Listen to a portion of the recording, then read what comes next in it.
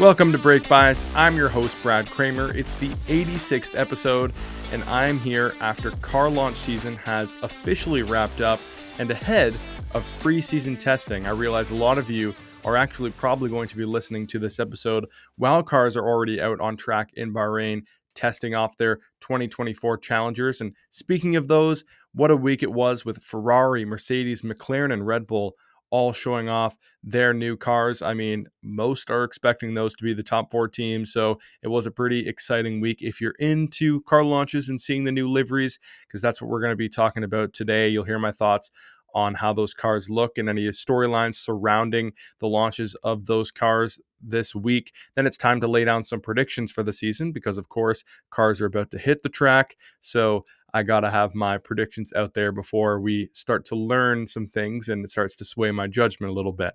Before we get to today's episode, though, first, a quick reminder to check out the link tree in the description. It has links to all the platforms where you can find this podcast and the ways you can contact me. Now, let's get into the final episode before cars take to the track later this week. So first off, we're starting with the reaction to Ferrari's car launch. This happened a week ago now. I did forget that it was Family Day this past Monday in Canada, so I was busy with the family and unfortunately couldn't record my podcast on time. So I am coming at you guys a day late, so thank you for still tuning in, and I apologize for that. I'm really trying to cut that out this year, but not off to a good start, I guess. So anyway, let's just get straight into it with Ferrari. When does the red car ever do anything wrong? I mean, the thing looks beautiful. I have a picture of it right now, so I'm staring right at it. And for YouTube listeners, I guess you'll be seeing it on the screen.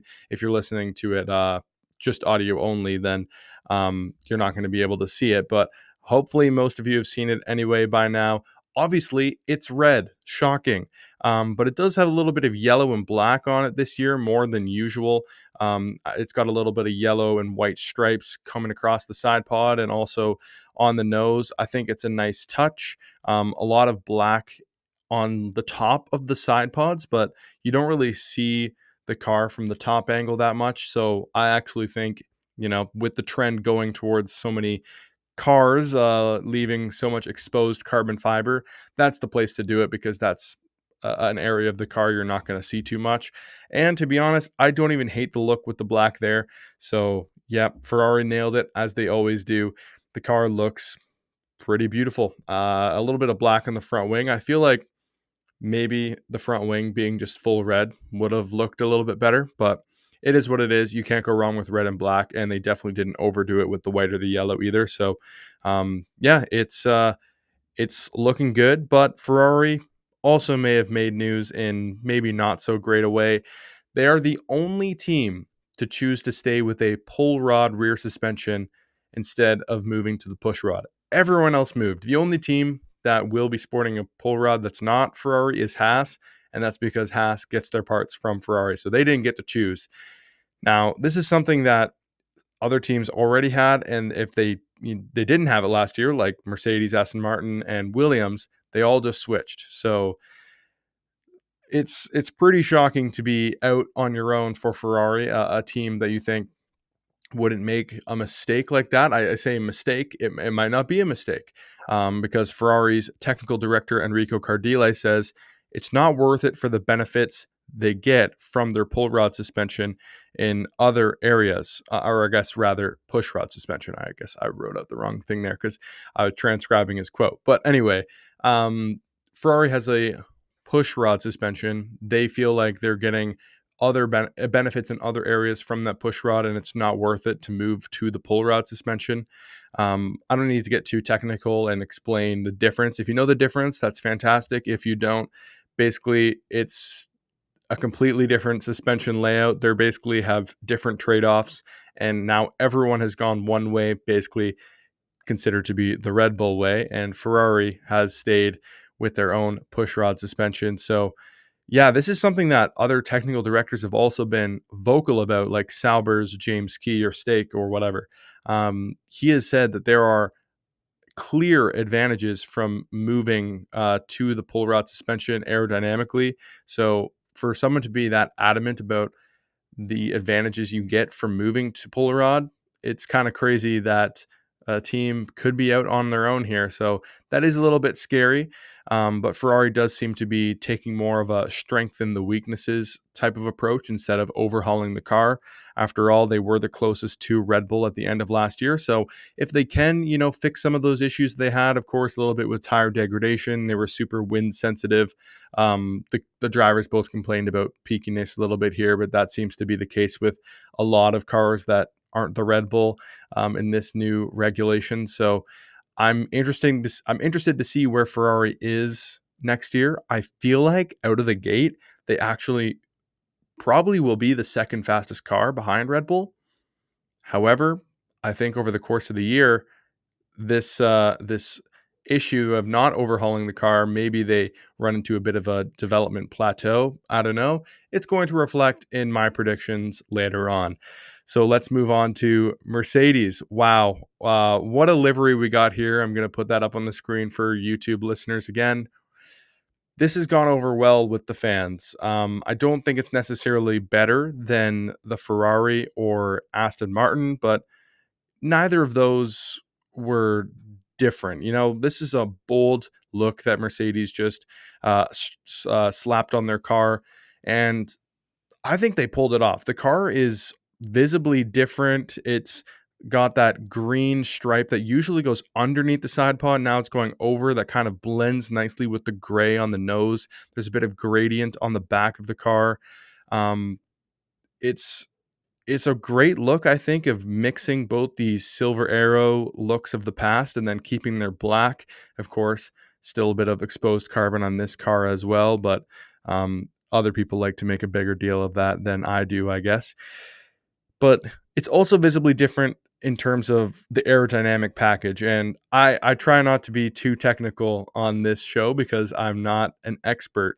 But you can tell that it's just a completely, of course it has the new pull rod, but it's got a completely different chassis look to it. Those really pronounced like shoulders that the Mercedes had are now they're much more flat. The side pod inlet rather is a bit of a P shape. That's what you would see if you were facing the front of the car, right? Kind of where to down to the side of where the halo is. It's a little P shape instead of the little letterbox that they had at the end of last year. And yeah, just the overall side pod structure is looking a lot different. Mercedes has basically said that they've changed every component besides the steering wheel on this vehicle. So yeah, I am excited to see what this team can do this year. Of course, they are still my team while Lewis Hamilton is driving there. It's a bit more like last year's Red Bull, which is not that surprising. It's a little bit surprising when we get to Red Bull and see what they came out with, but I'm not going to get ahead of myself. It's pretty cool, though, to see that it's not just a complete copy, though. Mercedes is still innovating. For example, they have clearly the most unique front wing. It's very obvious to even the most untrained and untechnical eye. They have basically it looks like a part of the front wing is missing at the top in the middle, and it's just connected by a wire. And somehow that's legal. I'm not sure how they pulled it off, and I don't know what kind of aerodynamic benefits they get from that, but it's pretty cool. Also at the front of the wing, it's almost like a little spoon that they have between the nose and the front wing, so it's pretty cool. I guess that I'm going to leave it at that for my technical analysis because I don't really have that type of expertise. The cockpit has also been moved back as requested by Lewis Hamilton. As I mentioned, the brand new suspension, of course. So we shall see if the characteristics change at all from the Mercedes of last two seasons. I think there might be some growing pains just learning a brand new car. And like I said, the brand new characteristics of it. Hopefully, you would hope there would be some change with such an overhaul.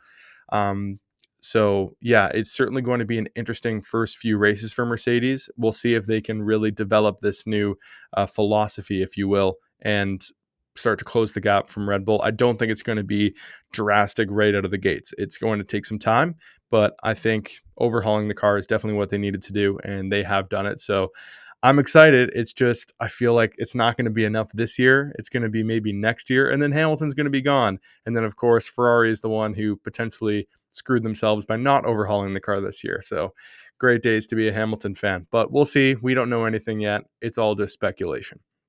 McLaren, probably the most quiet launch of the week because they already sort of launched their livery first way back in January, which I did talk about a couple episodes ago. So I will not delve into this livery too much because this was the team's official launch. And I think it's more interesting to talk about what we learned from the event rather than just say again, there's no blue, there's more orange and a bit more black, and it looks great. My main takeaway was that McLaren's very optimistic about the package they have, and they were also very secretive about it too. I really do believe that McLaren thinks that they have possibly even the best aerodynamic philosophy, better than Red Bull's, and that was evident last year by their performance in medium to high speed corners. I mean, especially the high speed corners, like everyone was raving about the McLaren through the S's in Silverstone, and they were amazing in Japan and Qatar that has a lot of those high speed corners as well. It's all about making this car more drivable. McLaren has that weird tendency that all the drivers talk about of just not being able to handle the car the way they want to. That's where Daniel Ricciardo's career basically went into the trash can because the McLaren just completely ruined his driving style. Obviously, Norris is an extremely adaptable driver, so I'm interested to see if they have sorted these issues out, which will allow the drivers to get more of them out of themselves, and it should also improve the slow speed performance of the car, which was a big issue last year. Same with the performance under traction. But I'm interested to see if Lando can take himself to another level if he doesn't have to, show off his amazing adapting abilities. I'm curious to see, if he can take that next step, and maybe because Oscar wasn't so used to driving such a weird car, maybe now he can extract even more from himself than Lando can. I think this battle could be very interesting this year. However, Oscar definitely still has to iron out some race pace and some tire drag issues. Either way, I think fixing the weaknesses of this car could make it an absolute beast. So I'm definitely excited to see what McLaren is up to because they were one of the more secretive car launches, as I said as well, not showing off certain aspects of it. So they also the race actually pointed out that last year during their shakedowns, all the videos of it, they were blurring out the floor edges, which is a pretty crazy tactic to do, especially when their car was no good. They said going into Bahrain that they were going to be slow. What could you possibly be hiding? And I guess they were basically hiding nothing. So it was being secretive for the sake of being secretive. However, Lando said it's a game of performance. Why wouldn't you try to hide it from your opponents? I don't know. I see both arguments. So only time will tell if McLaren is actually hiding something big or if they're just being, secretive for the sake of being secretive, as I said. So yeah, they were talking a big game about catching Red Bull, but that was before Red Bull's launch, which was a perfect segue because the champions, the team everyone is trying to beat, they had a pretty loud launch, for lack of a better word. A lot to unpack here, not so much with livery because, well, it's pretty much the exact same to the minute detail. I'll put it up on the screen here. But yeah, I mean, you're looking at it. What's different than last year? If you can actually pick out something that's different than last year, props to you because I can't. I thought maybe it was a bit of a darker blue. I'm probably wrong because I have no idea. Either way, though, I've always said it's a fantastic livery, and if it ain't broke, don't fix it. But the story of this launch was obviously not the livery; it was the bodywork of the RB20, and this photo does not do a great job of showing you that. I'll get another one up on the screen. It kind of looks like last year's Mercedes, actually, maybe even a mix of the Mercedes of 2022 and 2023. Even Max and Checo were surprised to see the difference. This may have been a masterstroke from Red Bull to completely take the attention off of Christian Horner's situation because I was very, very surprised to see him at the launch. I'm still going to get to that in a second, too. I don't want to get too carried away and not talk about the car because I think Adrian Newey and co. may have done what Mercedes could not do in 2022, and that is pull off the sort of zero pod concept. However, this car is still completely different than the Mercedes. It's not the same car at all. And still though, going from last year's dominance to such a visual difference is so wild and so potentially risky, what it seems like, for no reason. And there was still not a lot shown in this car as well, I should say. The floor was clearly a dummy. The front wing was very basic, and the rear was blocked by the team members. So who knows what they're still hiding. But still, to make that huge of a difference on the bodywork, I honestly wonder if they're trolling, because Red Bull's always been one to show as little as they possibly could from their launches. Like last year, they had that huge, like, 1 hour long launch, and they showed the old Red Bull with the new livery on it, which was, again, basically the same. They literally showed nothing last year. And then all of a sudden this year, when they have an investigation going on, they have this massive bodywork change. From what I hear, that is the real bodywork. It's not a troll, but it was certainly on display. I mean, the vertical side pod inlets like the 2022 Mercedes, and then it's got the shoulders like the 2023 Mercedes, and it's basically the talk of the Formula One world right now. Anyone who watched the car launch, Red Bull had mastered platform control right from the beginning of the regulations, and that would allowed them to really flex their muscles last year. And now possibly they may have tapped into all that theoretical downforce that Mercedes was said to have in 2022, but obviously couldn't access it because of their issues with their platform. So this might just be an absolute machine. And I did warn you guys on the What You Need to Know episode. I said out of the gates, this Red Bull might be absolutely insane because they put all of their time towards this vehicle. I keep saying vehicle. Why am I saying that today? I'm not really sure. That sounds so strange in the Formula One context. They put all of their aerodynamic testing time into this car. Of course, they did have the penalty, but still, because of how dominant they were last year, they had all the time in the world to develop this car, and it clearly shows. The shoulders are different than the Mercedes, but they're similar. You can see on the Red Bull that they dip down towards the rear instead of stay high on last year's Mercedes. And there's an even bigger undercut now on the Red Bull than what there was on the 23 Mercedes, and especially the 22 Mercedes, because that first iteration of the Mercedes, the W14 or the W13, sorry, it didn't even have an undercut. So this is still completely different. It's got the undercut, the shoulders dip down. It's a different look. But yeah, that amount of theoretical downforce that the 2022 car had, apparently, that it was going to have seconds on the field, were some of the initial reports. There's the Jordan guy on Twitter, if any of you guys are familiar with.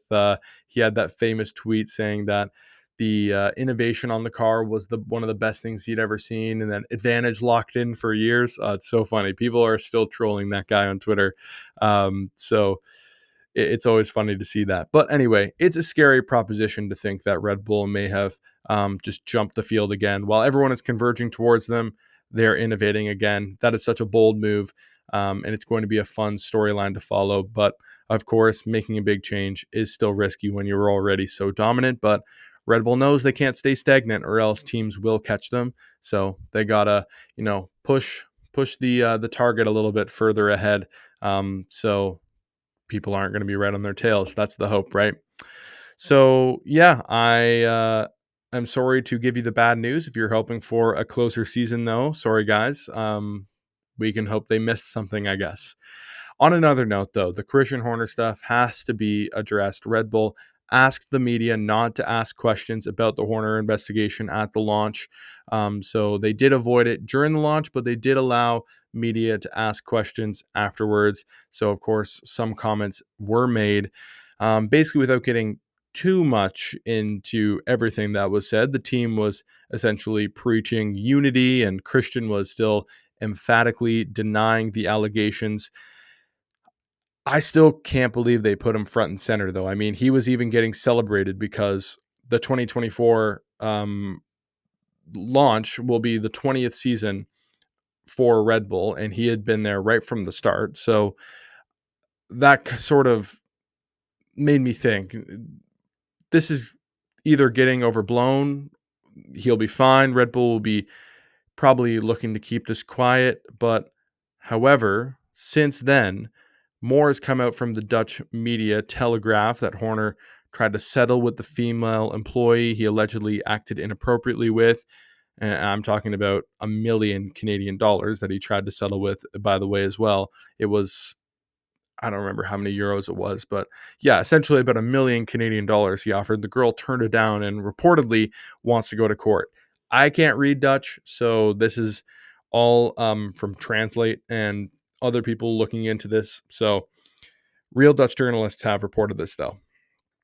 If this goes on and Horner stays in his post, I feel like it will just be so distracting. It's so strange. I follow so many other sports, and it's not even just a sports thing. Any company as well. If there's an ongoing investigation of something to this, magnitude, usually they take a leave, or they're just not in the limelight. They're doing stuff behind the scenes, and they put Horner front and center. He's going to be at testing, and he is basically refusing to step down from his post because his mindset on it is basically like, I didn't do anything. I'm denying these allegations. So, why should I stop doing what I love and doing what my job is? It's fair, but it's pretty crazy. It's still too early to say there's definitively on what's happening. Of course, there's still not enough detail to say for sure, but F1 has made an official statement saying they're aware of an investigation and they hope the matter is clarified as soon as possible, but with a thorough process. So I don't know when this is going to be resolved, but he is probably most likely going to be on the pit wall for the first race of the season. Who knows how long this is going to take? But yeah, it's pretty crazy for this to be going on and him to just be continuing in his position as normal. We'll see if anything develops. Of course, I got you guys. I'll be giving you guys the update every Monday on what's going on with this, because as much as it's not really something I want to talk about and I'd rather talk about the fun stuff, this is huge news in Formula One right now, and I feel like it, of course, has to be mentioned on this podcast. Anyway, that is it. Sorry to end the first segment of the podcast on a bit of a sad note, or dark note, I guess, rather, but we are going to move on to the predictions, have a little bit more fun. So let's go to that. All right. This episode is all about pretty much laying out what I think is going to happen. I'm laying it out on the table for you guys so you can make fun of me at the halfway point, and when we do the breakies at the end of the year. I love to always revisit my predictions from the beginning and talk about my thought process then, and then why I was so wrong, because it's almost guaranteed to happen. But I'm confident about this first one. We're starting with the constructors. We're going 10-1, and then we're doing the drivers 20-1. I'm not going to talk too much about each team or driver and why I think they're going to be there. Maybe just a couple points and move on, because we'll be here all day if I talk forever about just one team's position. Number 10 is a no-brainer. I feel like it's got to be Haas. They've came out and said pretty much right out of the gate that they're going to be probably the 10th fastest team. I don't have any faith in this team to develop. I'm not sure how this Io Komatsu regime is going to go. So I feel like they have to prove it to me before I really put my faith in them. Their drivers are not going to carry them to anything, but I think they're solid. That was probably the highlight of their season last year, in my opinion. Magnussen wasn't great, but still, for a backmarker team, I think they have better drivers than Stake. I do. I think Hulkenberg's better than Bottas right now, and I think Magnussen can still do a better job than Joe. So I guess that is a perfect segue, because at 9th, I have Stake. I think these were the bottom two teams last. Yeah, they were in this order, so I have them staying. I thought about moving Stake up, but I was like, man, at the expense of what team though? I'm just not seeing how they're going to improve past the teams I have after this, because I have a little bit more faith in all of them. I think the drivers are going to definitely let this team down this year, unless Bottas can have a bit of a bounce back, kind of like how he drove in the first half of 2022. If he can do that, then maybe they can challenge further up. Maybe this team has made a step, because they have sort of changed a lot about their car. I think this team could surprise people, but at the end of the day, I don't think they have the oomph with their driver lineup either. I think this transitional period is a little bit too corporate for them to make this huge step, but they do have to start making some steps because ultimately it's not like Audi's going to come in and completely change the organization. It will still be a lot of the same people. So they should be making steps towards the front. I just don't have the confidence in this team or the drivers rather. So I still have them ninth, but I definitely don't see them being worse than Haas. I'll say that. At number 8, the team that I maybe am too ambitious about, and that is Williams. Of course, they were 7th last year, so this is a step back, but I'm just looking at the teams ahead. I think they all have to be quicker than Williams, and even if Stake does make the progress that they're hoping to make, Williams could definitely even be ninth. And that's not saying that they're not going to be competitive at all. I think with Alex Albon behind the wheel, James Vowles at the helm, this team is on an upward trajectory. And even if they go back in the constructors, I don't think it's necessarily going to be a failure. If they're closer to the front, but they finish ninth, that is better. They got some new sponsors on the car. Hopefully Logan Sargent can make a step and contribute a little bit more than he did last year, because I think if he has another year like he just had, he will cost them points or even a position in the Constructors' Championship. So that's part of the reason why I have them eighth. I also think they're still just very limited, and the teams ahead of them have clear financial advantages, driver advantages, and I just could not justify putting them any higher, even though I do think, good things could be coming out of Grove, and they might have some great moments this year. I just don't see how they're going to have more of those than the next teams. And I think that's evident by the team I have next, because I do not have AlphaTauri / Toro Rosso / Wish.com / Visa Cash App Red Bull / RB or whatever. I have Alpine. I have Alpine moving down one spot in the standings from last year, and I'll just get ahead of myself because I think there's a clear top 5. I have VCarb or Toro Rosso, whatever. I have them in 6th. So let me explain my thought process here, because I think this might be one of the tightest battles on the grid this year. Yeah, I know. That's a crazy thing to say. Alpine and VCarb are going to be going at it. I don't have any faith in this Alpine team. I think they will be quicker than VCarb. I do. But I think reliability, their drivers, execution wise is what's going to cost them in the end. I think VCarb is going to do that a lot better than Alpine will. But this is going to be a battle right to the end. I bet you in Bahrain, Alpine looks way better than them. I bet you by the end of the season, VCarb is going to somehow be ahead of them, and people are going to look at Alpine and be like, how did you blow that? How have you let this happen? Because that's just what Alpine does, in my opinion.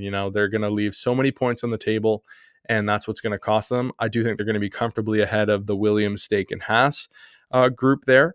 But when you look at it, they're just all the teams besides arguably VCarb, of course, are clearly better than them. So even the most they could get is 6th.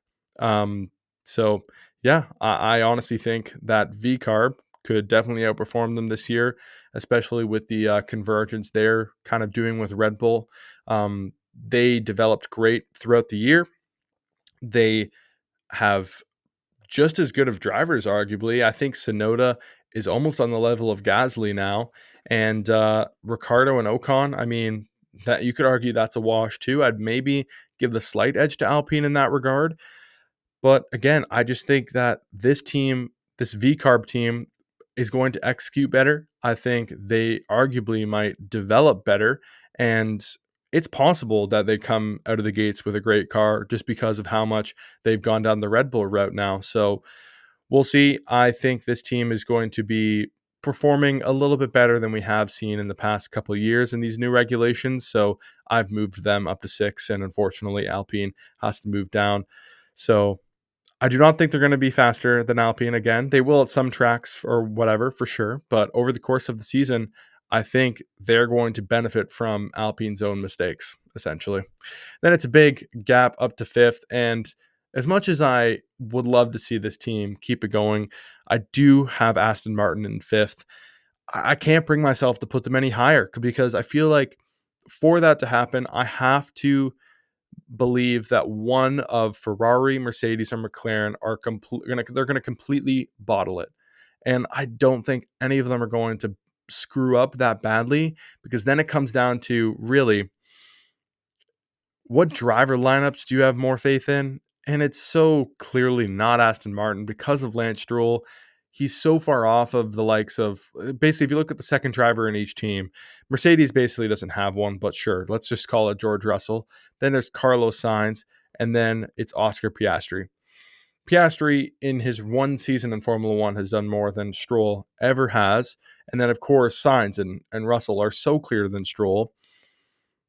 Aston still is probably the most limited of those three teams in terms of what they have within their team. And, it's not a little unit anymore that they used to be, but still, Ferrari and Mercedes are massive teams, and McLaren has a lot of great new signings, a brand new facility. So does Aston Martin. I would still put McLaren a little bit ahead of Aston in terms of the infrastructure and team that they have. I would be curious to know who has more staff, though, because Aston Martin actually might have more staff. So maybe I am wrong to call that out, but I like McLaren's trajectory so much more. They were getting better throughout the season last year. Aston Martin was getting worse. And I like McLaren's drivers so much more. So that's pretty much it. Aston Martin in fifth. Number four, this might be a big surprise to you guys because I have Ferrari. I have Ferrari falling down to fourth. I As I said earlier, I don't like the fact that they're on their own with the rear suspension. It makes me feel like they're missing something. I also just think that one team I have here is going to have a huge season, and they're going to establish themselves definitely as second fastest. We'll see if they can execute as well as the other team I have up here. So obviously, you don't know if I'm talking about McLaren or Mercedes. But I think Ferrari might have a great start to the season and then really miss out on development this year. However, I do think things are starting to look a little bit different under Vasseur. I have a lot more confidence in them, but just from launch season, I'm not loving what I've been seeing and hearing out of Ferrari. I think it's still going to be close, but I think they're going to lose out to Mercedes and McLaren. At third, I have Mercedes. I think they execute better than McLaren, Ferrari, and Aston Martin. Yeah, they're pretty trash at pit stops, and it drives me insane. But their driver lineup, week in and week out, is going to get solid points. I think there's a chance that once again, Mercedes maybe is the fourth fastest team. Ferrari might even be a little faster, but I take Mercedes all day because they execute so well. I do expect them to develop and be faster than Ferrari at the end of the year, to be honest. But I do not have them ahead of McLaren because I think this is the year they take a huge, massive step and they probably win some races. I would take Lando Norris to win a race this year for sure. I think at some of the high speed tracks, he might be mega. So we'll see how it goes. I don't really have anything else to say on McLaren's front because, well, I guess I do actually.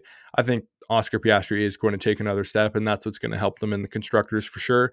Because if he performed like last year, I don't know if he would be able to help them achieve second, because I don't think it's going to be night and day between McLaren, Mercedes, Ferrari. Like, I think it's going to stay somewhat close as it was last year. But I think at a wide variety of tracks, McLaren is going to be quicker than the lot, apart from Red Bull, who, of course, I have repeating as constructors champions once again. Um, I do think it will be closer this year, just because last year is going to be so hard to repeat, first of all. But inevitably, even with this massive evolution on the Red Bull, things are going to converge. I think they will here a little bit. They will probably still win half of the races, if not more. But I would take McLaren, Mercedes, Ferrari all to win a race this year. I'll say that right now. So yeah, Red Bull will repeat on the back of Max Verstappen. Checo's not going to be bad enough, or the car's not going to be bad enough that Checo becomes a liability. That's why I think Checo will be back in 26, as I mentioned, or in 25 rather. on last episode. So yeah, I think Red Bull's going to be just enough dominant, or dominant enough, I should say, to make keeping Checo worthwhile. Now we'll move on to the drivers. I'll rip through these a little bit quicker since you kind of already know what I think the pecking order is going to be in terms of performance. So at 20th, I think Logan Sargent is still going to be last. However, again, I think every driver will score points this year. I'm not sure I have the confidence in Sargent to be consistent enough. I think he might take a small step and maybe have show off his raw pace a little bit more, but I don't think he's going to be very consistent. So unfortunately, I have him 20th. Then I have the Haas pairing. I have Hulkenberg ahead of Magnussen. So that's Magnussen 19, Hulkenberg 18. Then I have the stake pairing, Zhou, then Bottas. So Bottas, the leading one there in 16th. In 15th, I have Daniel Ricciardo because I think he's going to be close enough to Tsunoda, but still probably not going to be. To be honest, I'm just looking at the drivers I have placed ahead of him, and I find it really tough to justify putting him behind, or putting him ahead rather, of any of them. Because at 14, I have Alex Albon. I think even if the Williams is a bit of a step behind the V-Carb, Albon is just such a stud that he's going to get some decent points. Then I have Esteban Ocon at 13, Stroll at 12, and really that's because I think his car is going to be way better, but I don't think he's very good, so that's why he's even in that mix. So putting him ahead of Ricciardo is not bold. Then I have Gasly, who I think is going to be better than Ocon, and then I have Tsunoda. So really, the drivers ahead of him are one driver that is going to be in a definitively worse car, and that is Alex Albon, who is probably the best driver in the bottom 5 teams. And I think Tsunoda is going to beat his teammate. And then I have the Alpines, who are still pretty good drivers and a solid team. And as I said, I think they're actually going to be quicker than VCarb. I think it's their execution that's going to screw them over there. So I think this pack will all be very close. However, I just have Ricciardo sitting at the bottom of it.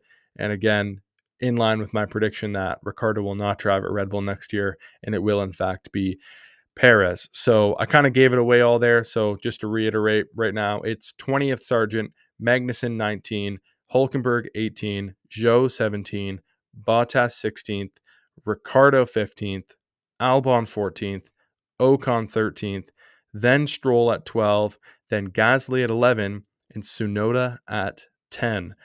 Now into the final 9, and at the bottom of that final 9, it's Carlos Sainz.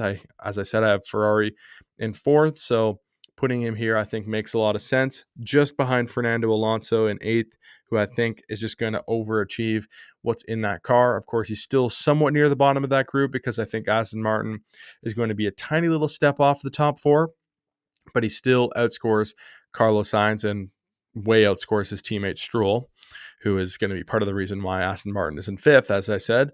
In 7th, I have George Russell. This is a tough one. I didn't know where to put because I think he is going to be closer than to Hamilton than he was last year. However, where I've placed him makes it seem like maybe he's not going to be, because I have a couple drivers in between. I still have Piastri in 6th, Leclerc in 5th, and then Hamilton in 4th. So really, to be a couple spots in between, there is probably going to be a decent sized gap there. But also, if you remember last year, there at the end there was a gap of like 15 points between 4 drivers, and I think that could happen here.